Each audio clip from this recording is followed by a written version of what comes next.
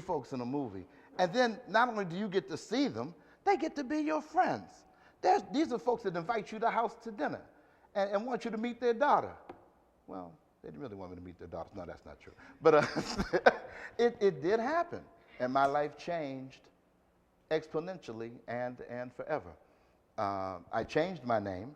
I was born John Henry Reynolds, Jr. Actually, I'm the third, because my grandfather was John Henry Reynolds, my father was John Henry Reynolds, and I was John Henry Reynolds. I was one of about 8 Johns in the family. I don't know why John was so popular, but I was one of about 8 Johns in the family. And I found out that my grandfather had been born a slave on the Reynolds tobacco plantation. That bothered me. It bothered me because he was named by them like I named my dog. And that offended me mightily. I was 7 years old. And I went to my father. There was an article in the Pittsburgh Press about the Irish in Pittsburgh. St. Patty's Day, and there's this article, and it showed the family crest of the Reynolds family. I went running to my dad. I said, "Daddy, look, we're Irish." He said, "No, baby, we're not Irish. We're Africans." I said, "Well, if we're Africans, how come we have an Irish name?" He said, "Well, my father was born on the Reynolds tobacco plantation. Reynolds family owned him. That's how he got the name." I said, "Well, since you know we're not Irish and you know we're Africans, why didn't you change our name?" He said, "Well, I don't know that much about Africa, so there's not much I can do. So when I grow up, I don't want their name anymore. I intend to change my name."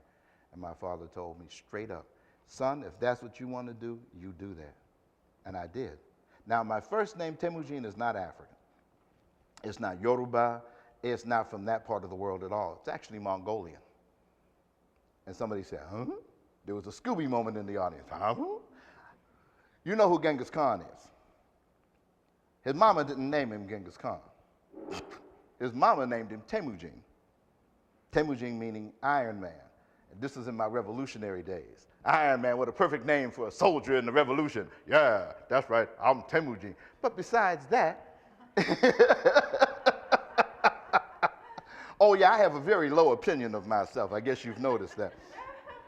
Aside from that, though a lot of history wants to make Temujin out to be a villain and a murderer, he established a kingdom that had no tolerance for racial intolerance, no tolerance for religious intolerance. There's a story that said he assembled all of his people and told them, "Look, in my armies there are Buddhists and Muslims and Christians and people that the others of you think don't have any religion at all. And that's fine with me. But if you think you have a problem with them and their God, and you go and bother them about it, I will send you to be with yours. There will be no religious intolerance in my army." And he didn't fool around. Break a law, and you get to go back and visit God. Crime, it was said that a virgin could ride from Baghdad to Beijing carrying gold, and no one would touch her because the police force was so good. They would hunt you down and summarily dispatch you. Today, that would be considered unjust, because then you don't get to appeal or any of that, and you can't write a book about it later. I thought it was interesting, and it was something that I considered admirable. So I took the name Temujin for myself. Ekunfeo, on the other hand, is a Yoruba name. Ekun means leopard. Leopards are considered much more royal and regal than lions. You see, the male lion, he lays around, he don't do nothing all day. The females do all the work. They go out and they hunt the food down, and then he comes up and smacks them away from it, and he eats. Leopards aren't like that. Male leopards do their own hunting. Female leopards do their own hunting, and they're powerful. They will take the meat and run up a tree with it. That's to keep them safe from the lions, believe it or not. And they will run up a tree with it and eat it, and there's a saying, "Ekun meran," the leopard takes his meat and runs up the tree. Now, since Ekun is considered more royal than the lion, Ekun is often used in names. Ekun feo means beloved of the leopard. According to the priest who was my instructor in the early days of my participation in the religion, through divination, which divination is a means of communicating with the divine through various objects, either cowrie shells or palm nuts or a divining chain or pieces of kola nut. He determined that I came from a family of nobility. And I have proof of that. My grandfather, my great-grandfather, my mother's grandfather, was brought to America in chains. And he was a very regal man. He joined the Masons. He was a 33rd degree double-head eagle. When he walked the street, other men would step off the sidewalk into the street and tip their hats to him. So if I wasn't royalty in Nigeria, I got to be royalty over here. Ain't nobody stepped off the sidewalk for me yet, but I'm young yet. There's still time. The religion has been a great foundation for me in that I belong to a religion that it's actually against the religion to proselytize. That was one of the things that drew me to it. We don't care if you don't believe what we believe. I like that. I can get along with anybody as long as you want to get along with me. I don't care if you're a Buddhist or a Muslim or a Christian, it's all the same to me. You breathe air, I breathe air. You eat food, I eat food. You get tired at night, you go to bed. I get tired at night and go to bed. We're all human beings. That, to me, makes sense. And if you never have any belief in what I believe, I don't care. If you never have any respect for what I believe, I don't care. As long as you don't disrespect me in my face, we ain't gonna have no problems. I ain't hard to get along with, in spite of what my children say. I ain't hard to get along with. Now, I know that we have some questions possibly in the audience. I'm gonna answer one right quick. Drumming, can't toughen up your hands. This skin feels no pain. If you bang real hard on this, this will hurt you, and you will never hurt it. But you don't have to hit it hard to get the sound out of it. Once I figured that out, I stopped getting calluses on my hands, which is why I have nice, soft hands today. Thank you, Temujin. You have given us so much to talk about, and we have lots of questions from our audience, but I'm wondering if you can start off by telling us more about the Yoruba religion. What exactly does it involve? The religion itself, in many ways, is very simple. Nature is a manifestation of God. So therefore, you have to respect nature. If you respect nature, that also means you have to respect human beings who are also part of nature. If you don't respect other human beings and respect the planet that we all walk on, then you've disrespected God. Beyond that, you get up every morning, you live your life, you treat your wife and children like you have some sense. You treat your neighbors like you have sense, like there's that saying in Christianity, do unto others as you would have others do unto you. Well, the Yoruba people have been teaching the same thing for millennia. If you don't want to be mistreated by anybody, don't mistreat them. Really very simple.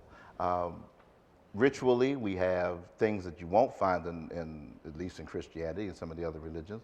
We do drum and dance and sing as part of our religious practice.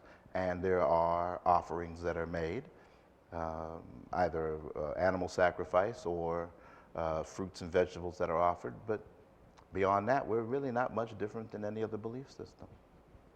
Hi, your question or comment for Temujin. Thank you. My name's Andy Holt, and I'm from the Pittsburgh area. Wanted to ask you a couple of questions about the ritualization of the drumming.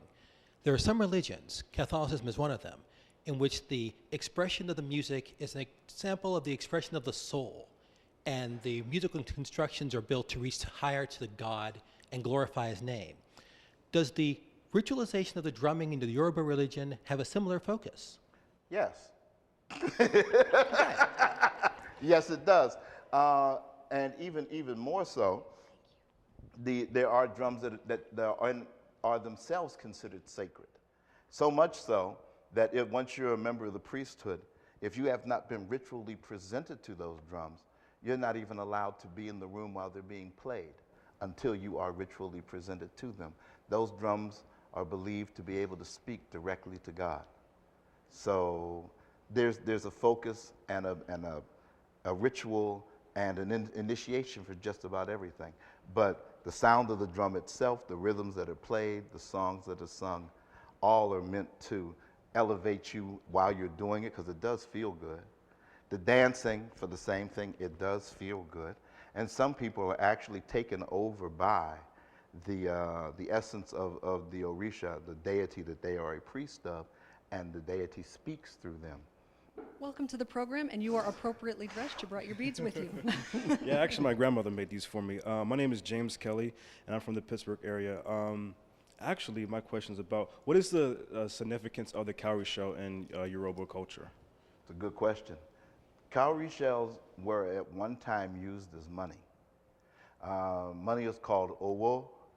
So when you have anything that has cowrie shells in part of it, then you are wearing money. So it's West African bling, is what it is.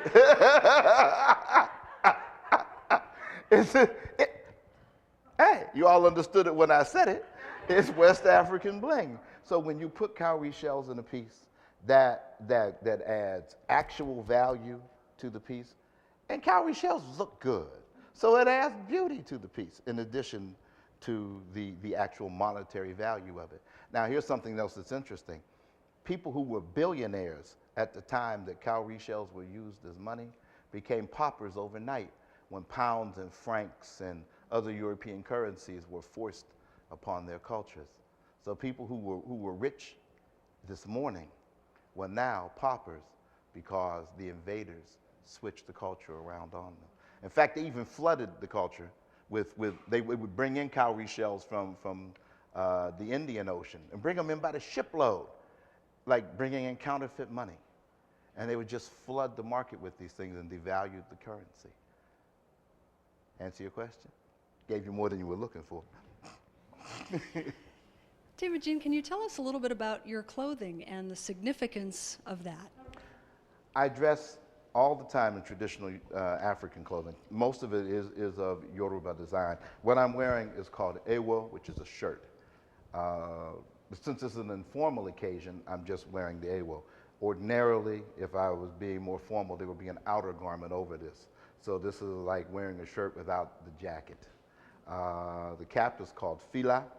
I wear it pulled to the right-hand side because I am a married man. When I was a single man, I wore it pulled to the left-hand side. When I pull it to the left-hand side, it feels funny over there because I know and it knows that it belongs over here. Been married for 36 years. I have no need nor desire to try and hide it.